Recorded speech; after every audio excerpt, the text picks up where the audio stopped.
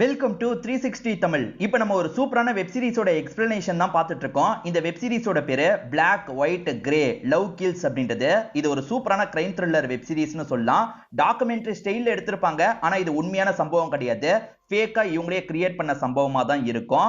மொத 3 எபிசோட first part தான் நான் போட்டிருக்கேன். அந்த பார்ட்டை பார்த்துட்டு இதை பார்த்தீங்கன்னா தான் கதை உங்களுக்கு கிளியரா புரியும்.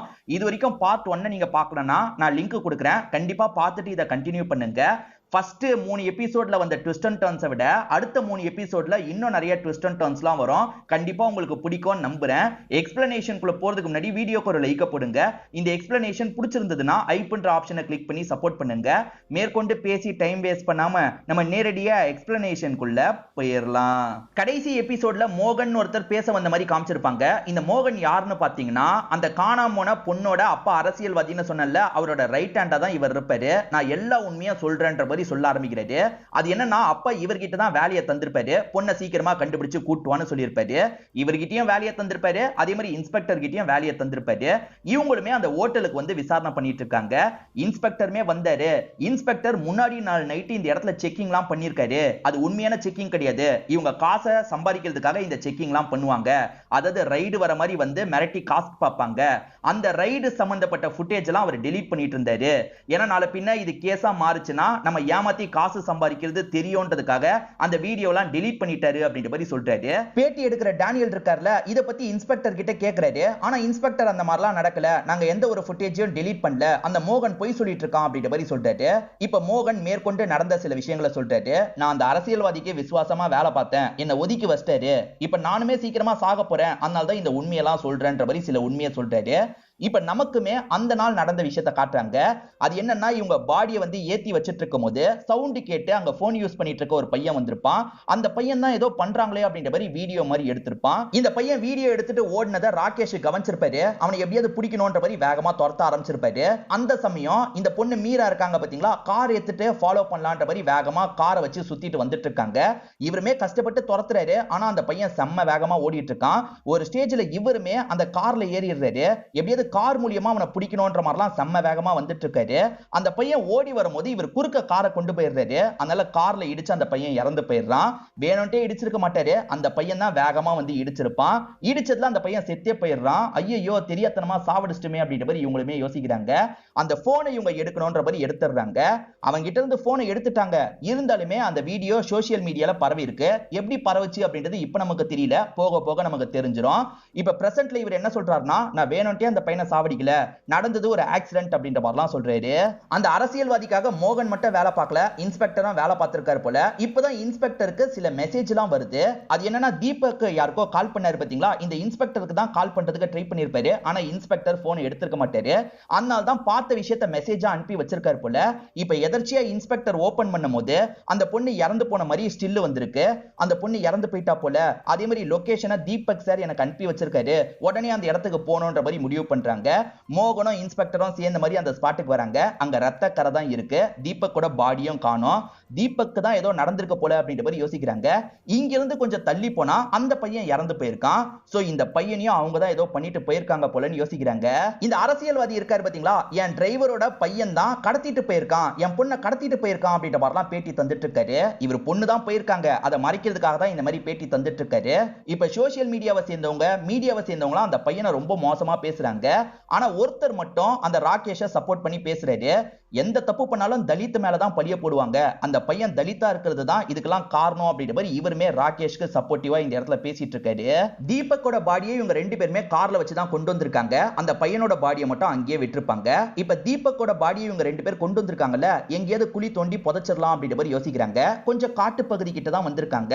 நான் குழி தோண்டி புதைக்கிறேன்ற மாதிரி இவனுமே வேலையை பார்த்துட்டு இருக்கான். அப்ப மீரா என்ன கேட்கறாங்கன்னா, எரிக்கலாம் நினைச்சு என்ன எதுக்காக எரிக்காம விட்டன்ற மாதிரி கேட்கறாங்க. இந்த பையனுமே சொல்றதுக்கு தயங்கிட்டு இருக்கான். அதுக்கப்புறம் தான் சொல்றான், அது என்னன்னா இவனுக்கு மீராவை ரொம்ப பிடிக்கும் போல. நான் உன்னை லவ் பண்ணேன், ஆனா நீ பெரிய இடத்து பொண்ணு, என்னெல்லாம் எப்படி லவ் பண்ணுவ, உனக்கு அதுல இன்ட்ரெஸ்ட் இல்லைன்னு தெரிஞ்சோன்னா நானும் விட்டுட்டேன், உன்னை எரிக்க கூட எனக்கு மனசே வரலன்ற மாதிரிலாம் இவன் கொஞ்சம் ஃபீலிங்கா பேசிட்டு இருக்கான். இந்த பொண்ணுக்குமே இவனை பிடிக்க தான் செஞ்சிருக்கோம், அதை பெருசா வெளிப்படுத்தாம இருந்திருப்பாங்க. இப்ப அந்த விஷயத்தை வெளிப்படுத்தலான்ற மாதிரி கொஞ்சம் பிடி கொடுத்த மாதிரிலாம் இவன் கிட்ட பேசிட்டு இருக்காங்க.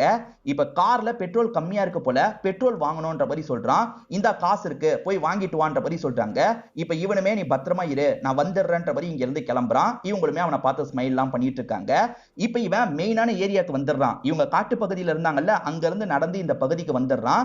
வந்தவன் என்ன பண்றானா, ஒரு வண்டி கிட்ட லிஃப்ட் கேக்குறான். அண்ணா பெட்ரோல் பங்க்ல இறக்கி விட்டுருங்கன்னு கேக்குறான். சரி வாப்பா அப்படின்ற மாதிரி அவருமே பெட்ரோல் பங்க் இருக்கிற இடத்துக்கு கூட்டு வந்துடுறாரு. இவருமே டீசல் ஃபில் பண்றதுக்காக லைன்ல தான் நின்னுட்டு இருக்காரு. அப்படி நின்னுட்டு இருக்கவர் சும்மா ரீல்ஸ பார்க்கலாம் ரீல்ஸ பாக்குறாரு. அந்த இறந்து போன பையன் இருக்கான் பாத்தீங்களா, ரீல்ஸ்ல நேரடியா அந்த வீடியோவை எடுத்திருப்பான். அதாவது போன் கேமரால எடுக்காம ரீல்ஸ்க்காக எடுப்பாங்க பாத்தீங்களா, அதுல எடுத்து ரீல்ஸ்ல அப்லோடே பண்ணிருப்பான். இப்ப அப்லோட் ஆகி நிறைய பேர் அதை பார்த்துட்டு இருக்காங்க. இது உண்மையான சம்பவமா அப்படின்ற மாதிரிலாம் பார்த்துட்டு இருக்காங்க. அதே மாதிரி வேற ஒரு பக்கம் போலீஸுங்க இருக்காங்கல்ல, இந்த நபரை கண்டுபிடிச்சா தகவலை கொடுங்க, 10 லட்சம் ரூபாய் வரைக்கும் உங்களுக்கு கிடைக்கும்ன்ற மாதிரிலாம் சொல்லிட்டாங்க. ஆக மொத்தத்துல இந்த பையனை மாட்டி விட்டா நமக்கு 10 லட்சம் ரூபாய் கிடைக்கும் போலன்ற மாதிரி இவர் யோசிக்கிறாரு. இவரோட ஃப்ரெண்டுக்கு கால் பண்ணி இந்த விஷயத்தெல்லாம் சொல்றாரு. மச்சான் போலீஸ்க்கு சொல்லவான்னு கேக்குறாரு. அவசரப்பட்டு போலீஸ்க்கு சொல்லாத, அவனை நல்லா லாக் பண்ணி போலீஸ் கிட்ட ஒப்படைச்சாதான் நமக்கு காசு கிடைக்கும், அவன் எங்க போறான்றத கவனி, நம்ம 2 பேருமே சேர்ந்து அந்த இடத்துல போய் அவனை தூக்கிடலான்ற மாதிரி சொல்லிட்டாரு. அவன் எங்க ஏறினான்னு எனக்கு தெரியும், அந்த இடத்துக்கு போலான்ற மாதிரி இவங்க 2 பேருமே முடிவு பண்றாங்க. அதாவது இந்த பையன் வந்தோடனே அட்டாக் பண்ணிக்கலாம், அதுக்காக முன்கூட்டியே போலான்ற மாதிரி யோசிக்கிறாங்க. இப்ப வேற ஒரு கார்ல அவனுங்க 2 பேர் வராங்கல்ல, இத பாக்குற மீராக்கு ஷாக்கிங்கா இருக்கு. யார் இவனுங்க, எப்படி வந்தாங்க அப்படின்ற மாதிரிலாம் யோசிச்சு காருக்குள்ளேயே ஒளிஞ்சுக்கிறாங்க. அவனுங்க சரியா கூட காரை செக் பண்ணல. அவன் வர சமயம் தான், அவன் வந்தா அட்டாக் பண்ணி நம்ம அவனை லாக் பண்ணிடலான்ற மாதிரி பேசிட்டு இருக்காங்க.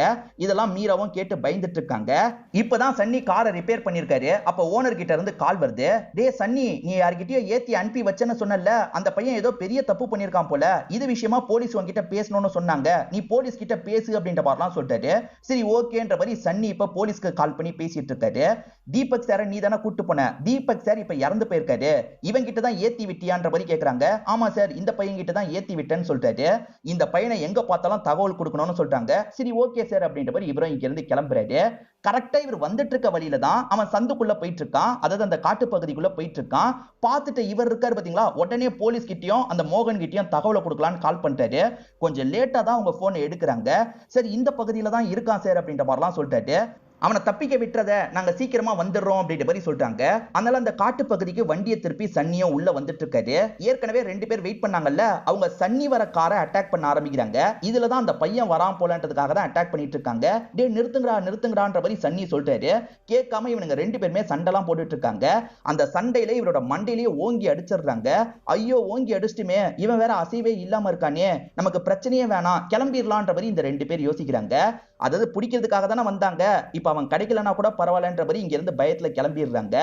அதுக்கப்புறம் தான் ஒளிஞ்சிருந்த இவங்க 2 பேருமே வெளியே வராங்க. என்ன சம்பந்தமே இல்லாம இவர் வந்து மாட்டிக்கிட்டாரு அப்படின்ற மாதிரிலாம் யோசிக்கிறாங்க. இவர் தலையில பலமா காயம் பட்டிருக்கல, நம்ம ஏதாவது பண்ணோம் அப்படின்ற மாதிரி ஃபர்ஸ்ட் எய்ட்லாம் பண்றாங்க. அதாவது இவரோட தலையில வந்து கட்டு மாதிரி போட்டுடுறாங்க. இவரை கார்லயே வச்சுட்டு நம்ம போலீஸ் ஸ்டேஷனுக்கு சும்மா தகவலை மட்டும் பாஸ் பண்ணிடலாம் அப்படின்ற மாதிரி யோசிக்கிறாங்க. இவங்க பார்க்கும்போது அவர் உயிரோட தான் இருந்திருப்பாரு. நாங்க கண்டிப்பா கொலை பண்ணல அப்படின்ற மாதிரி இவங்க சொல்றாங்க. ஆனா சன்னியோட ஒய்ஃப் இருக்காங்கல்ல, என் ஹஸ்பண்ட கொன்னது யாருன்னு தெரியல, ஆனா இப்ப என் ஹஸ்பண்ட் இல்லாம நான் ரொம்ப கஷ்டப்படுறேன், இப்ப கூட்டுற பெருக்கிற வேலை தான் பண்ணிட்டு இருக்கேன் அப்படின்ற மாதிரிலாம் ஃபீலிங்கா சொல்லிட்டு இருக்காங்க.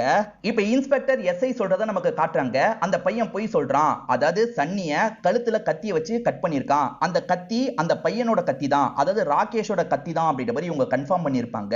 அவன் விட்டுட்டு போனதா சொல்ற எல்லாமே போய் தான், அவன் தான் சாவடிச்சுட்டு போயிருக்கான்ற மாதிரி இன்ஸ்பெக்டர் எஸ்ஐ சொல்றாங்க. அந்த ஸ்பாட்ல நடந்த மாதிரி கிளிப்பிங்ஸும் நமக்கு காட்டுறாங்க. கிரைம் நடந்ததுன்னு தெரிஞ்சோன்னா அந்த இடத்துக்கு வந்தாங்க பாத்தீங்களா, அங்க ஒரு கத்தி கிடைச்சிருக்கும். அந்த கத்தி ராகேஷோட கத்தியா இருக்கும். அந்த பையனோட கத்தி எப்படி வந்ததுன்ற மாதிரிலாம் கேக்குறாங்க. ஆனா இந்த ராகேஷ் என்ன சொல்றான்னா, போலீஸ் என் வீட்டை செக் பண்றதுக்காக போனாங்கல்ல, என்ன ஃப்ரேம் பண்றதுக்காக அந்த கத்தியை கூட எடுத்துட்டு வந்து வச்சிருக்க வாய்ப்பு இருக்கு அப்படின்ற மாதிரி சொல்றான். இந்த பையன் சொல்றத கன்ஃபார்ம் பண்ற மாதிரி மோகன் ஒரு விஷயத்த சொல்லிட்டாரு. இப்பதான் என்ன நடந்தது அப்படின்றத தெளிவா நமக்கு காட்டுறாங்க. ஆக்சுவலா சன்னியை இவங்களே சாவடிச்சு அந்த பையனை மாட்ட வைக்கணும்ன்ற மாதிரி யோசிச்சிருப்பாங்க. அதனால இன்ஸ்பெக்டர் எஸ்ஐய போய் சாவடின்ற மாதிரி சொல்லியிருப்பாரு. அதாவது அந்த ராகேஷ் வீட்ல இருந்து கத்தி எடுத்திருப்பாங்க, அதை வச்சு சாவடின்ற மாதிரி அனுப்பி வச்சிருப்பாரு. இந்த எஸ்ஐ எனக்கு பயமா இருக்கு சார், என்னால முடியாதுன்ற மாதிரி சொல்றாங்க. இது எல்லாத்தையும் மோகன் அங்க இருந்து கவனிச்சுட்டு தான் இருந்திருப்பாரு. சரி நான் இந்த விஷயத்த பண்றேன்ற மாதிரி கத்திய வச்சு இவர் தான் கழுத்தை கட் பண்ணிருப்பாரு. சோ ராகேஷை ஃப்ரேம் பண்றதுக்காக இந்த விஷயத்த பண்ணாங்க, நான் தான் இந்த விஷயத்த பண்ணேன்ற மாதிரிலாம் ஸ்டேட்மெண்ட் தராரு. இப்ப அடுத்த எபிசோடு ராகேஷோட பாஸ்ட்ல நடந்த விஷயத்த காட்டுறாங்க. அப்பா பையனை நினைச்சு ரொம்ப கவலைப்படுறாரு. படிப்பை முடிச்சிட்டான், அடுத்து என்ன பண்ண போறேன்னு கேட்டா ஃப்ரெண்டு கூட சேர்ந்து பிசினஸ் பண்ண போறேன்னு சொல்றான். இவன்லாம் கண்டிப்பா உருப்பட மாட்டான்டி, இவனை படிக்க வச்சது ஏன் தப்பு தான் அப்படின்ற மாதிரிலாம் ஒய்ஃபு கிட்ட புலம்பிட்டு இருக்காரு. இல்லங்க பையன் நல்லபடியா வந்துருவான்ற மாதிரி ஒய்ஃபு சொல்றாங்க. இப்ப பிரசன்ட்ல இத பத்தி இவங்க மீடியாக்கார அந்த டேனியல் கிட்ட எல்லாம் சொல்லிட்டு இருக்காங்க. இப்பதான் அன்னைக்கு நடந்த வேற ஒரு விஷயத்த காட்ட ஆரம்பிக்கிறாங்க. அதாவது பையன் பொண்ணு மிஸ்ஸிங்னு அந்த பொலிட்டீஷியனுக்கு தெரிஞ்சோனே இந்த டிரைவரை கூப்பிட்டு பேசணும்னு முடிவு பண்றாரு. இந்த டிரைவருக்கு இதுல சம்பந்தம் இருக்கா இல்லையான்னு தெரிஞ்சுக்கிறதுக்காக தான் கூப்பிட்டு பேசுறாரு. எது உங்க பொண்ணை என் பையன் கூட்டு போயிட்டானா, அதுக்கெல்லாம் வாய்ப்பே இல்லைன்ற மாதிரி டிரைவர் சொல்றாரு. லவ் கிவன் ஏதாவது போயிருந்தா என்கிட்ட சொல்லியிருப்பான், நான் அப்படிலாம் பண்ணக்கூடாதுன்னு சொல்லியிருப்பேன் அப்படின்ற மாதிரிலாம் அப்பா பேசிட்டு இருக்காரு. ஆனா இந்த பொலிட்டீஷியன் சப்புன்னு கண்ணத்திலேயே அறையிறாரு. இந்த மாதிரிலாம் நீ மீடியா கிட்ட பேசிட்டு இருக்க கூடாது, என் பொண்ணை உன் பையன் கடத்திட்டு போயிட்டான், அப்படிதான் எல்லார்கிட்டயும் நீ சொல்லணும்ன்ற மாதிரி சொல்றாரு. வேற வழி இல்லாம இந்த அப்பாவும் சரின்ற மாதிரிலாம் ஏத்துக்கிறாரு. இப்ப பிரசன்ட்ல டேனியல் கிட்ட கூட அப்பா என்ன சொல்றாருன்னா, என் பையன் அந்த பொண்ணை கடத்திட்டு போயிட்டான், அதுதான் தேவையில்லாத பிரச்சனைக்கெல்லாம் காரணம், இப்ப கூட ஒன்னும் கெட்டு போல, என் பையன் திரும்பி என்கிட்ட வந்தா நல்லா இருக்கும், எல்லா பிரச்சனையும் சால்வ் பண்ணிடலாம் அப்படின்ற மாதிரிலாம் சொல்லிட்டாரு. அப்பவே இப்படி சொல்றாரு அப்படின்ற மாதிரி மோகன் கிட்ட கேக்குறாங்க. அந்த அப்பா கார்ல வந்து பேசினாரு, பொலிட்டீஷியன் இந்த மாதிரி சொன்னதுனால தான் இன்னமும் அந்த அப்பா அந்த மாதிரி சொல்லிட்டு இருக்காரு. ஏன்னா பையனை சாவடிக்க கூட அவங்க போவாங்கன்றது அந்த அப்பாக்கு நல்லா தெரியும், அதனால தான் பொலிட்டீஷியன் சொன்ன மாதிரி சொல்லிட்டு இருக்காரு அப்படின்ற மாதிரி மோகன் சொல்றாரு. ராகேஷ் என்ன சொல்றானா, இப்ப கூட ஒன்னும் கெட்டு போல, இது எல்லாத்துக்கும் காரணம் நான் தான்ற மாதிரி சரண்டர் ஆயிடுறேன், நீ உன்னோட அப்பா கிட்டயே போயிடு, நிம்மதியா ஒரு வாழ்க்கையை வாழுன்ற மாதிரிலாம் சொல்றான். இவன் இவ்வளவு நல்லவனா இருக்கானே அப்படின்ற மாதிரி இவங்களுக்குமே ரொம்ப பிடிச்சிருது. நான் வரதா இருந்தா உன் கூட தான் வருவேன், நம்ம எங்கேயாவது போயிடலான்ற மாதிரி சொல்றாங்க. ஏற்கனவே நேபாளுக்கு போற மாதிரி இவன் பிளான் வச்சிருக்கான்ல, எப்படியாவது பார்டரை கிராஸ் பண்ணி நம்ம நேபாளுக்கு போயிடலான்ற மாதிரிலாம் சொல்றான். இவங்க ரெண்டு பேருமே அதுக்கேத்த பிளான் எல்லாம் போட்டுட்டு இருக்காங்க. இப்பதான் இந்த ராகேஷ்க்கு ஒரு போன் தட்டுப்படுது. என்ன போன்னு எடுத்து பார்த்தா சன்னியோட போன் தெரிய வருது. ஐயோ சன்னியோட போன் இன்னும் ஆன்ல இருக்கே, தெரியாம கார்ல விழுந்திருக்கோம் போல, இதை ஃபாலோ பண்ணிட்டு ஆளுங்க வந்துட போறாங்கன்ற மாதிரி யோசிச்சுட்டு இருக்கான். அப்பன்னு பார்த்து ஏதோ கார் வர மாதிரி சவுண்ட் கேக்குது, நம்ம ஒளிஞ்சுக்கலாம் அப்படின்ற மாதிரி சொல்றான். இவங்க ரெண்டு பேருமே வேகமா போய் ஒளிஞ்சுக்கிறாங்க. இந்த இடத்துக்கு யார் வரான்னு பாத்தீங்கன்னா பொலிட்டீஷியனோட ரைட் ஹேண்டான மோகன் தான் வராரு. மோகனை பொறுத்த வரைக்கும் இந்த பொண்ணு உயிரோட இருக்கிறதுலாம் தெரியாது, அந்த பையனோட கார் இங்க தான் இருக்கு, அந்த பையன் பக்கத்துல தான் எங்கேயோ இருக்கான் போல அப்படின்ற மாதிரிலாம் சுத்தி முத்தி தேடிட்டு இருக்காரு. போன் எதர்ச்சியா தான் கார்ல விழுந்திருக்கும், போனை ட்ரேஸ் பண்ணி இந்த இடத்தை கண்டுபிடிச்சு வந்துடுறாரு. இதெல்லாம் கவனிச்சிட்டு இருக்க இந்த மீரா என்ன சொல்றாங்கன்னா, இவன் எனக்கு நல்லா தெரியும், என் அப்பாக்காக கொஞ்சம் இல்லீகல் வேலை எல்லாம் பண்ணுவான், இவன் கிட்ட நான் பேசி பார்க்கவான்ற மாதிரி சொல்றாங்க. அதெல்லாம் தேவையில்லாத ரிஸ்க், நம்ம கிளம்பிடலான்ற மாதிரி ராகேஷ் சொல்றாரு. இவங்களுமே ஒரு நதிக்கரையை பாக்குறாங்க, அதை கிராஸ் பண்ணி போயிடணும்ன்ற மாதிரி வேக வேகமா கிராஸ் பண்ணிடுறாங்க. இவங்க கிராஸ் பண்றத ஒரு பெரியவர் பாக்குறாரு. அந்த சமயம் தான் மோகன் இருக்கான் பாத்தீங்களா, அந்த இடத்துக்கு வந்துடுறான். நதிக்கரைக்கு அந்த சைடுல இருக்கான். கொஞ்ச நேரத்துக்கு முன்னாடி யாராவது வந்தாங்களா, யாராவது கிராஸ் பண்ணி போனதை பாத்தியான்ற மாதிரி இந்த பெரியவரை பார்த்து ரியாக்ஷன்லயே கேட்கிறான். இந்த பெரியவரை இந்த ரெண்டு பசங்களை காட்டி கொடுக்க கூடாதுன்னு நினைக்கிறாரு. அதனால யாருமே வரலன்ற மாதிரி அவங்க கிட்ட சொல்றாரு. யாருமே வரல போல அப்படின்ற மாதிரி மோகனும் இங்க இருந்து கிளம்பி போயிடுறான். ஒளிஞ்சிருக்க இவங்க ரெண்டு பேருமே அந்த பெரியவருக்கு பார்வையிலேயே நன்றியை சொல்றாங்க. அடுத்து என்ன பண்றது அப்படின்ற மாதிரி இவங்களுக்குள்ள டிஸ்கஷன்லாம் போயிட்டு இருக்கு. என் ஃப்ரெண்டு நேபாள்ல இருக்கான், எப்படியாவது நேபாளுக்கு மட்டும் போயிட்டோம்னா நம்ம பொழைச்சிக்கலாம் அப்படின்ற மாதிரி இவருமே பேசிட்டு இருக்காரு. நேபாளுக்கு தப்பிச்சு போறதுதான் எங்களோட பிளானா இருந்தது அப்படின்ற மாதிரிலாம் சொல்லிட்டாரு. ஏற்கனவே இவங்க பார்டர் கிட்ட தான் இருப்பாங்க, எப்படியாவது ஏமாத்தி கிராஸ் பண்ணிடணும் அப்படின்ற மாதிரி பிளான போட்டுட்டு இருக்காங்க. அவன் என்னடானா ஊருக்குள்ளேயும் தேடிட்டு இருக்கான். ஐயோ ஊருக்குள்ளேயும் தேடுறானே அப்படின்ற மாதிரி இவங்க லைட்டா பயந்துட்டு இருக்காங்க. அப்ப அந்த பெரியவர் தான் சிக்னல் கொடுக்குறாரு, என் கூடிய வாங்கன்னு சொல்லிட்டாரு. அவர் முன்னாடி நடந்து போறாரு, அவர் பின்னாடியே இவங்களுமே நடந்து போறாங்க. நைட்டு நேரம் இந்த பகுதியில் இருக்க ஒரு ஸ்கூலுக்குள்ள தான் கூட்டு வராரு. இந்த ஸ்கூல்ல தான் இவர் வேலை பார்த்துட்டு இருக்காரு போல, கிளீனிங் வேலை எல்லாம் பாக்குறவர் போல. இந்த ரூம்குள்ள இருந்துக்கோங்க, நான் கொஞ்ச நேரம் கழிச்சு சாப்பாடுலாம் எடுத்துட்டு வரேன்னு சொல்லிட்டாரு. இவங்களுமே நன்றி சொல்லி இந்த ரூம்குள்ள வந்துடுறாங்க. இப்ப கொஞ்ச நேரத்துல அந்த பெரியவர் இருக்காருல்ல, அவரோட வேலையெல்லாம் முடிச்சுட்டு இந்த பசங்களை பாக்குறதுக்காக வராரு. இந்த பெட்ஷீட்டை வச்சுக்கோங்க, இந்தாங்க சாப்பாடு அப்படின்ற மாதிரிலாம் தராரு. இவங்களுமே இந்த பெரியவருக்கு நன்றி சொல்றாங்க. உங்ககிட்ட போன் இருக்கான்னு கேக்குறாங்க. ஏன்னா இவங்க ரெண்டு பேரோட போனும் டெட்டா இருக்கும், அதனாலதான் இவரோட போனை கேட்டு அதுல என்ன நடக்குது பாக்கலான்ற மாதிரி யோசிக்கிறாங்க. இவரு போனு பட்டன் போனா இருக்கும், என்ன பண்றதுன்னு தெரியல. இந்த பையன் ராகேஷ் அம்மாக்கு மெசேஜ் அனுப்பலாம் அப்படின்ற மாதிரி நடந்த எல்லா விஷயத்தையும் அம்மாக்கு மெசேஜ் அனுப்பிட்டு இருக்கான். இந்த சமயம் இந்த பொண்ணு மேப் இருக்குமான்ற மாதிரி கேட்டு மேப்பை பாக்குறாங்க. பார்டரை கிராஸ் பண்ணோம்ல, எப்படி கிராஸ் பண்ணலாம் அப்படின்ற மாதிரிலாம் ராகேஷ் கூட சேர்ந்து டிஸ்கஸ் பண்ணிட்டு இருக்காங்க. தீபக் ஒரு போட்டோ எடுத்தாரு பாத்தீங்களா, அது மூலியமா மீரா செத்து போயிட்டான்ற மாதிரி தான் வெளி உலகம் நினைச்சிட்டு இருப்பாங்க. அது எதுவுமே இவங்களுக்கு தெரியாது. இவங்க ரெண்டு பேருமே பார்டரை எப்படியாவது கிராஸ் பண்ணிடணும் அப்படின்ற மாதிரி இவங்களுக்குள்ள பேசி ரொமான்ஸ் எல்லாம் பண்ணிட்டு இருக்காங்க. இப்ப வீட்டுல இருக்க அம்மாவை நமக்கு காட்டுறாங்க. மீடியா தொல்லை வேற தாங்க முடியலன்ற மாதிரி அப்பா புலம்பிட்டு இருக்காரு. அப்ப அம்மாவுக்கு அந்த மெசேஜ் வருது, அந்த மெசேஜை படிக்கிறாங்க. என்ன மெசேஜ் வந்திருக்கு அப்படின்ற மாதிரி அப்பா கேட்கிறாரு. அதெல்லாம் ஒண்ணும் இல்லைன்ற மாதிரி சமாளிக்கிறாங்க. என்கிட்ட சொல்லுன்னு கேட்கும் போது பையன் தான் அனுப்பியிருக்கான், இதுதான் நடந்திருக்கு போல அப்படின்ற மாதிரிலாம் சொல்றாங்க. உன் பையன் கான்டாக்ட் பண்ணா என்கிட்ட சொல்லணும்ன்ற மாதிரி அந்த பொலிட்டீஷியன் சொல்லியிருப்பாரு. பொலிட்டீஷியன் கிட்ட சொல்றது தான் நல்லதுன்ற மாதிரி அப்பா முடிவெடுக்கிறாரு. அதனால தான் நான் பொலிட்டீஷியன் கிட்ட சொல்லிட்டேன்ற மாதிரி சொல்றாரு. உன் பையன் எங்க இருக்கான்னு தகவல் கிடைச்சா என்கிட்ட சொல்லு, உன் பையனை நான் எதுவுமே பண்ண மாட்டேன்னு அந்த பொலிட்டீஷியன் சும்மானா சொல்லியிருப்பாரு. அதை நம்பி அப்பா இருக்காரு பாத்தீங்களா, டீட்டெயிலாம் சொல்லிடுறாரு. எந்த போன்ல இருந்து மெசேஜ் வந்தது அப்படின்ற மாதிரி டீட்டெயிலாம் சொல்லிடுறாரு. உடனே அந்த பொலிட்டீஷியன் என்ன பண்றாருன்னா, இந்த மோகனுக்கு கால் பண்ணிட்டாரு. இந்த நம்பர்ல இருந்து தான் மெசேஜ் வந்திருக்கு, சீக்கிரமா போய் புடின்ற மாதிரி சொல்றாரு. மோகனும் இவரும் சரி ஓகேன்ற மாதிரி அந்த இடத்துக்கு வந்துடுறாரு. இங்க தானே நம்ம ஏற்கனவே செக் பண்ணோம் அப்படின்ற மாதிரிலாம் யோசிச்சுக்கிட்டே வராரு. இந்த போன் நம்பர் யாரோட பேர்ல இருக்குன்னு விசாரிக்கும் போது அந்த பெரியவரை கண்டுபிடிச்சிடுறாரு. பெரியவரே, நீ தான் ஒளிய வச்சிருக்கல, ஒழுங்கு மரியாதையை எங்க ஒளிய வச்சிருக்கன்னு சொல்லுன்ற மாதிரிலாம் கேட்கிறாரு. அந்த பெரியவர் எனக்கு எதுவுமே தெரியாதுன்ற மாதிரிலாம் நடிச்சிட்டு இருக்காரு. இவர் அதை மீறியும் அவர் அடிக்கும் போது அவர் பாக்கெட்ல இருந்து ஒரு சாவி கொத்து கீழே விழுது. இது எதுக்கான சாவி, இது எதுக்கான சாவின்ற மாதிரி மோகன் கேட்டுட்டு இருக்காரு. அங்க இருக்க சின்ன பசங்க ஸ்கூலுக்கான சாவின்ற மாதிரி சொல்றாங்க. உடனே அந்த ஸ்கூலை காட்டுங்கன்ற மாதிரி சொல்றாரு. இந்த சின்ன பசங்க இருக்காங்கல்ல, மோகனை அந்த ஸ்கூல் கிட்ட கூட்டு வந்துட்டு இருக்காங்க. கண்டிப்பா இந்த பெரியவர் ஸ்கூல்ல தான் மறைய வச்சிருக்க வாய்ப்பு இருக்குன்ற மாதிரி இவரும் வந்துட்டு இருக்காரு. இவர் வந்துட்டு இருக்கிறத உள்ள இருக்க ரெண்டு பேருமே கவனிச்சிடுறாங்க. பின் வழியா போற மாதிரி ஒரு இடம் இருக்கும், அந்த வழியா தப்பிக்கணும்ன்ற மாதிரி தப்பிச்சு ஓடிடுறாங்க. தப்பிச்சிட்டாங்களே அப்படின்ற மாதிரி மோகனும் வேகமா துரத்திட்டு இருக்காரு. மோகனால சரியா துரத்த முடியல. இத பாக்குற பசங்க கிண்டல் பண்ணிட்டு இருக்காங்க. கோவத்துல இவருமே பசங்களை பார்த்த மாதிரி ஷூட் பண்ற மாதிரி பண்றாரு. பசங்க பயத்துல இங்க இருந்து ஓடி போயிடுறாங்க. அவங்க ரெண்டு பேர் திரும்பி தப்பிக்கணும்னா நதிக்கரையை தாண்டி தான் போனோம், அதுக்குள்ள நம்ம பிடிச்சிடலான்ற மாதிரி இவர் வேகமா துரத்திட்டு வராரு. இவங்களுமே நதிக்கரையா அவர் வரதுக்குள்ள தாண்டணும்ன்ற மாதிரி யோசிக்கிறாங்க. ஆனா அப்பன்னு பார்த்து இந்த மீராவோட கால்ல ஷார்ப்பா ஒரு பொருள் குத்திடுது. காயப்பட்ட மாதிரி இவங்க விழுந்துடுறாங்க. இவருமே கத்தாதன்ற மாதிரி ஒலியெல்லாம் வச்சிட்டு இருக்காரு. ஆனா அதுக்குள்ள மோகன் இந்த இடத்துக்கு வந்துடுறாரு. இவங்க ரெண்டு பேரையும் லாக் பண்ணிடுறாரு. இப்ப கன் எடுத்து இந்த பையனை ஷூட் பண்ற மாதிரி பாயிண்ட் பண்றாரு. அவசரப்பட்டு ஷூட் பண்ணிடாதீங்க அப்படின்ற மாதிரி மீராவும் தடுத்துட்டு இருக்காங்க. என் அப்பா கிட்ட நான் பேசணும், என் அப்பா கிட்ட நான் பேசினா என்னோட அப்பா நான் சொல்ற மாதிரி பண்ணுவாரு, அவசரப்பட்டு ஷூட் பண்ணிடாத, அதுக்கப்புறம் என்னோட அப்பா கிட்ட நீ தான் திட்டு வாங்குவே அப்படின்ற மாதிரிலாம் சொல்றாங்க. எதுக்கு வம்பு, அந்த அப்பா கிட்டயே பேச வச்சிடலாம் அப்படின்ற மாதிரி இவருமே யோசிக்கிறாரு. இப்ப அந்த பொலிட்டீஷியனுக்கு கால் பண்ணி பொண்ணு கிட்ட போனை தந்துடுறாரு. இந்த பொண்ணு என்ன சொல்றாங்கன்னா, அப்பா அவனை எதுவுமே பண்ண வேணாம்னு சொல்லுங்கப்பா, கண்டிப்பா நாங்க ரெண்டு பேர் சேர மாட்டோம், நீங்க சொல்ற மாதிரியே நான் கேட்கிறேன்ப்பா, தயவு செஞ்சு அந்த ராகேஷை விட சொல்லுங்கப்பா அப்படின்ற மாதிரிலாம் கேட்டுட்டு இருக்காங்க. ஒரு ஸ்டேஜ்ல அப்பா இருக்கார்ல, அவங்க கிட்ட போனை தானே சொல்றாரு. அவர் இன்னும் ட்ரிகர்ல கைய வச்சுக்கிட்டே தான் போனை வாங்குறாரு. போனை வாங்கினவரு அந்த பொலிட்டீஷியன் என்ன சொல்றாரு அப்படின்றத கேட்கிறாரு. சரி ஓகே நான் அப்படியே பண்ணிடுறேன்ற மாதிரிலாம் சொல்லிட்டாரு.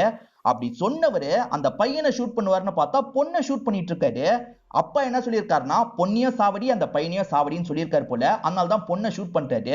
இதை பார்க்குற ராகேஷ்க்கு என்ன பண்றதுன்னு தெரியல. சட்டுன்னு அந்த தண்ணிக்குள்ள குதிச்சு நீச்சல்லாம் அடிச்சு போயிட்டு இருக்காரு. ராகேஷையும் அவன் ஷூட் பண்றதுக்கு ட்ரை பண்ணிட்டு இருக்கான், ஆனா சரியா ஷூட் பண்ண முடியல. மீராவோட பாடி இருக்கு பாத்தீங்களா, அந்த நதிக்கரையில அடிச்சுட்டு போயிருக்கோம். மீரா இறந்து போனதை இவனால ஏத்துக்கவே முடியல. இவன் பயங்கரமா ஃபீல் பண்ணிட்டு இருக்கான். மோகனால இவனை பிடிக்க முடியல. மோகன் அங்க இருந்து கிளம்பிடுவாரு. அதுக்கப்புறம் தான் இவனுமே ஒரு இடத்துக்கு வந்து உட்காந்து அவங்க இறந்து போயிட்டாங்களே அப்படின்ற மாதிரிலாம் ஃபீல் பண்ணிட்டு இருக்கான். இன்ஸ்பெக்டர் என்ன சொல்றாருன்னா, ஸ்டார்டிங்ல இருந்து அவன் பொய்யா சொல்லிட்டு இருக்கான், அதை நீயும் நம்பிட்டு இருக்க, நீ அவனை நல்லவன் மாதிரி காமிச்சு தானே இந்த டாக்குமெண்ட்ரியை ரிலீஸ் பண்ண போற, உன்னோட ஐடியா எனக்கு தெரியும்ன்ற மாதிரிலாம் கோவப்படுறாரு. இப்ப மோகன் கிட்ட அவன் சொன்னது உண்மையான்னு கேக்குறாங்க. இல்ல அந்த மாதிரிலாம் எதுவுமே நடக்கல, அந்த லொகேஷன்ல அவங்கள பிடிக்கிறதுக்காக நான் போனேன், அந்த பையன் தப்பிச்சு ஓடுறத தான் பார்த்தேன், அந்த பொண்ணை நான் பார்க்கவும் இல்ல ஷூட்டும் பண்ணலன்ற மாதிரி சொல்லிட்டாரு. இதுக்கு முன்னாடி மோகன் நிறைய உண்மைதான் சொல்லியிருப்பாரு, ஆனா இந்த விஷயத்துல மட்டும் இப்படி சொல்லிட்டாரு. உண்மையை சொல்லுங்கன்ற மாதிரி டேனியல் கேக்குறாரு. நான் உண்மையை மட்டும் தான் சொல்றேன்னு சொல்றாரு. மோகன் இந்த மாதிரி சொல்றாரு அப்படின்ற மாதிரி இந்த பையன் கிட்ட கேக்குறாங்க. இல்ல நான் சொல்றது தான் உண்மைன்ற மாதிரி இவன் சொல்றான். ஐடா வரதுக்காக நேபாளுக்கு போயிடலான்ற மாதிரி இவன் 2 வருஷம் ஐட் ஆயிட்டேன் அப்படின்ற மாதிரிலாம் சொல்லிட்டு இருக்கான். இப்ப அடுத்த எபிசோட ஸ்டார்டிங் சீனே டேனியல் பேசுறத காட்டுறாங்க. அதாவது எல்லார்கிட்டயும் பேட்டி எடுக்கிறாருல, அவர் பேசுறத காட்டுறாங்க. அவரை பொறுத்த வரைக்கும் வெளிநாட்டுக்காரரா இருப்பாரு, ஆனா இந்தியாவோட கல்ச்சர்லாம் கேப்சர் பண்ணலான்ற மாதிரி ஒரு 5-6 வருஷமா இங்க சேனல் ஆபரேட் பண்ணிட்டு இருக்காரு போல. முதல்ல கல்ச்சரை கவரேஜ் பண்றாரு, அதுக்கப்புறம் இங்க நடக்கிற கிரைம் எல்லாம் கவரேஜ் பண்றாரு. நிறைய கிரைம் எல்லாம் தேடி அனலைஸ் பண்ணிட்டு இருக்காரு. அந்த மாதிரி சமயத்துல இவருக்கு ஒரு மெயில் வந்திருக்கும். யார்கிட்ட இருந்து வந்திருக்கோம்னா, இந்த ராகேஷ் கிட்ட இருந்து வந்திருக்கோம். இந்த இடத்துக்கு வந்து என்ன மீட் பண்ணுங்கன்ற மாதிரி சொல்லியிருப்பான். சோ இந்த டேனியலுமே மீட் பண்றதுக்காக வந்துடுறாரு. வெயிட் பண்ணுங்க டேனியல், நான் கூப்பிடுறேன் அப்படின்ற மாதிரி இவனுமே வீட்டுக்குள்ள போய் கதவை சாத்துறான். இப்ப மேற்கொண்டு நடந்த விஷயத்தை நமக்கு காட்டுறாங்க. ஸ்டார்டிங்ல இருந்தே ராகேஷுக்கு ஒருத்தர் மட்டும் தான் சப்போர்ட் பண்ணி பேசியிருப்பாரு. இப்போ ஒரு 6 மாசம் கிட்ட ஓடிடுது. இந்த ராகேஷ்மே நமக்கு நீதி கிடைக்கணும்ன்ற மாதிரி யோசிக்கிறான். மீரா அநியாயத்துக்கு செத்து போயிட்டாங்கல்ல, நீதி வாங்கி தரணும் அப்படின்ற மாதிரி யோசிக்கிறான். ஒருத்தர் மட்டும்தான் இவனுக்கு சப்போர்ட்டிவா பேசியிருப்பாரு. தலித்னாலே வேணும்ட்டே ஃப்ரேம் பண்றாங்க, அவன் மேல பழிய போட்டுறாங்கன்ற மாதிரி ஒருத்தர் தான் சப்போர்ட்டிவா பேசுவாரு. இவரை போய் நம்ம சந்திக்கணும், இவர் மூலியமா எல்லா விஷயத்தையும் வெளியே கொண்டு வரணும் அப்படின்ற மாதிரி யோசிக்கிறான். இதுக்காக திரும்பி அந்த ஊருக்கு போறதுக்கு முடிவு பண்றான். இப்ப டிராவல் பண்ணி இவனுமே அந்த ஊருக்கு வந்து சேர்ந்துடுறான். அந்த ஊர்ல இவன் நடமாடிட்டு இருக்கிறத ஒருத்தன் பார்த்துடுறான். அவனை பொறுத்த வரைக்கும் அந்த அப்பாவோட ஆள் போல. இவனை அடையாளம் கண்டுபிடிச்சு துரத்தலாம் ஆரம்பிக்கிறான். எப்படியாவது தப்பிக்கணும் அப்படின்ற மாதிரி ராகேஷ் இருக்காரு பாத்தீங்களா, அவனுக்கு ஆட்டம் காமிச்சு அங்க இருந்து தப்பிச்சிடுறாரு. இவர் பேரண்ட்ஸை பார்க்கலான்ற மாதிரி அந்த வீட்டுக்கு வராரு. ஆனா மீடியாட்கள் தொல்லை தாங்க முடியாம பேரண்ட்ஸ் சொந்த ஊருக்கே போயிட்டாங்கன்றது இவருக்கு தெரிய வருது. யாருக்கும் தெரியாம அந்த வீட்டுக்குள்ளே இவர் நுழைஞ்சிடுறாரு. பேரண்ட்ஸ் இருந்த இடத்துல கொஞ்ச நாள் இருக்கலாம்ன்ற மாதிரி இவருமே அங்க படுத்து ரெஸ்ட் எல்லாம் எடுக்கிறாரு. இவர் ஒரு பிளானோட தான் இந்த ஊருக்கு வந்திருப்பாரு. அது என்னன்னா, கால் பண்ணா நம்ம எங்க இருக்கோன்றதை கண்டுபிடிக்காத மாதிரி ஒரு சிம்மை இவர் வாங்கிடுறாரு. அதாவது அந்த சைடுல இருக்கவங்களுக்கு எந்த இடத்துல அவங்க இருக்காங்கன்னு கண்டுபிடிக்க முடியாது போல. இது மூலியமா அந்த நபர்கிட்ட இவன் பேசுறான், நடந்த எல்லா விஷயத்தையும் சொல்றான், உங்க மூலியமா வெளியே கொண்டு வரணும்னு நினைக்கிறேன்ற மாதிரி சொல்றான். சரிப்பா, இந்த இடத்துல எனக்கு ஒரு கெஸ்ட் ஹவுஸ் இருக்கு, அந்த இடத்துக்கு வா, நம்ம டீடைலா டிஸ்கஸ் பண்ணிக்கலாம்ன்ற மாதிரி அவர் சொல்லிட்டாரு. சரி, அவரை பார்த்து பேசினா எல்லாத்துக்கும் ஒரு சொல்யூஷன் கிடைச்சிரும் அப்படின்ற மாதிரி இவனுமே முடிவெடுத்து கிளம்ப ஆரம்பிக்கிறான். அவர் ஒரு கெஸ்ட் ஹவுஸ்க்கு வர சொன்னாரு பாத்தீங்களா, இவன் டிராவல் பண்ணி அந்த கெஸ்ட் ஹவுஸ்க்கு வந்துடுறான். இது வரைக்கும் இவன் லைஃப்ல நிறைய விஷயம் நடந்தது இல்ல, இவரை கூட முழுசா நம்ப முடியாது, நம்ம நேரடியா கெஸ்ட் ஹவுஸ்க்குள்ள போக வேணாம், பின்வழியா உள்ள நுழையலாம் அப்படின்ற மாதிரி யோசிக்கிறான். இப்ப காம்பவுண்ட் சவர் இருக்கு பாத்தீங்களா, அதுல நைஸா எகிரி குதிச்சு உள்ள வந்துட்டு இருக்கான். உள்ள எல்லாமே ஓகேவா இருக்கான்றத பாத்துக்கலான்றதுக்காக தான் இப்படி வந்துட்டு இருக்கான். அப்படி வந்தவனுக்கு ஒரு பெரிய ஷாக் காத்துட்டு இருக்கு. அந்த நபர் தானே இருக்கணும், ஆனா அதுக்கு பதிலா மோகன் உட்காந்துட்டு இருக்காரு, அதுவும் கையில கண்ணை வேற வச்சிருக்காரு. ஆஹா, நம்மள வர வச்சு போட்டு தள்ளுறதுக்கு தான் முடிவு பண்ணிருக்காங்க அப்படின்றது இந்த பையனுக்கு புரிஞ்சிருது. அந்த மீடியாக்காரர் கூட வேலை போயிட்டாரு போல அப்படின்ற மாதிரி இவன் யோசிக்கிறான். இதுக்கப்புறம் இவனுங்களெல்லாம் நம்பி பிரோஜனம் கிடையாது, நம்ம திரும்பி நேபாளுக்கே போயிடலான்ற மாதிரி அங்க இருந்து கிளம்பி இருப்பான். நான் அந்த மீடியா நபரை பத்தி மேற்கொண்டு விசாரிக்கும் போது தான் சில விஷயங்கள் தெரிய வந்தது. அவரை பொறுத்த வரைக்கும் ஏகப்பட்ட கடன் பிரச்சனை இருந்திருக்கு போல. நல்லவங்க கூட சில சமயம் இப்படி மாறிடுவாங்கல்ல, அந்த மாதிரி தான் அந்த பொலிட்டீஷியன் கிட்ட டீல் பேசியிருக்காரு. அந்த கடன் பிரச்சனையை சால்வ் பண்றதுக்காக என்ன பலி கொடுக்கிறதுக்கு முடிவு பண்ணிருக்காருன்னு தெரிய வந்தது அப்படின்ற மாதிரிலாம் சொல்றான். அதே மாதிரி பேட்டி எடுக்கிற டேனியல் இருக்கார்ல, இந்த மாதிரி சம்பவம் நடந்ததா, அந்த கெஸ்ட் ஹவுஸ்க்கு நீங்க போனீங்களா அப்படின்ற மாதிரிலாம் மோகன் கிட்ட கேக்குறாரு. ஆமா, பொலிட்டீஷியன் தான் கால் பண்ணி போ, அந்த இடத்துக்கு அவன் வருவான், கதையை முடிச்சிருன்னு சொன்னாரு, ஆனா அந்த பையன் வரவே இல்லைன்ற மாதிரி மோகன் சொல்றாரு. திரும்பி 1.5 வருஷம் நேபாள்ல ஐடாயிரலான்ற மாதிரி இந்த பையன் ஐடான மாதிரி தான் இருந்திருப்பான். அந்த சமயத்துல தான் டேனியலோட யூடியூப் வீடியோவெல்லாம் பார்ப்பான். ரொம்ப தைரியமா நிறைய விஷயத்தை பத்தி பேசுறது இவனுக்கு தெரிய வந்திருக்கும். அதனால தான் உங்களை கான்டாக்ட் பண்ணி இந்த விஷயத்தெல்லாம் வெளியே கொண்டு வரலாம்னு நினைச்சேன். இது மூலியமா எனக்கு தண்டனையே கிடைச்சாலும் பரவாயில்ல, அந்த தண்டனையை அனுபவிக்க நான் தயாரா தான் இருக்கேன்ற மாதிரிலாம் சொல்றான். அதே மாதிரி மோகன் இருக்கார்ல, என் லைஃப்ல நான் நிறைய தப்பு பண்ணிருக்கேன், எல்லாத்தையும் சொல்லிடலான்றதுக்காக தான் உங்ககிட்ட பேட்டி தரதுக்கு சம்மதிச்சேன்னு சொல்லிட்டாரு. அந்த பொலிட்டீஷியன் கிட்ட பேட்டி கேட்டிருப்பீங்களே, அவர் தரமாட்டேன்னு சொல்லியிருப்பாரு, என்ன மாதிரி எல்லாருமே இருக்க மாட்டாங்கன்னு மோகன் சொல்லிட்டாரு. இன்ஸ்பெக்டர் டேனியல் நிறைய கார்னர் பண்ற மாதிரி கேள்வி எல்லாம் கேட்கிறாருல, இன்ஸ்பெக்டர் ரொம்ப கோவப்படுறாரு. உன்கிட்ட எதுக்கு நான் எல்லா கேள்விக்கும் பதில் சொல்லணும், முதல்ல நீ யாரு, அந்த மோகன் சொல்றதெல்லாம் பொய், மோகனுக்கும் எனக்கும் சம்பந்தம் கிடையாது, நான் அந்த பொலிட்டீஷியனுக்குலாம் வேலை பார்க்கல, இதுக்கு மேல நீ கேட்கிற கேள்விக்கு பதில் சொல்ல முடியாதுன்ற மாதிரி மைக்க கழட்டிடுறாரு. அந்த மீராவோட ஃப்ரெண்ட் இருக்காங்கல்ல, என்ன சொல்றாங்கன்னா, நீங்க காமிச்ச வீடியோ மூலியமா என்னோட பர்ஸ்பெக்டிவே மாறிடுச்சு, இந்த டாக்குமெண்ட்ரி வெளியே வந்தா மக்களோட பர்ஸ்பெக்டிவும் மாற வாய்ப்பு இருக்கு, ராகேஷ் மேல தப்பு இல்லைன்னு நினைக்க கூட வாய்ப்பு இருக்குன்ற மாதிரி சொல்றா.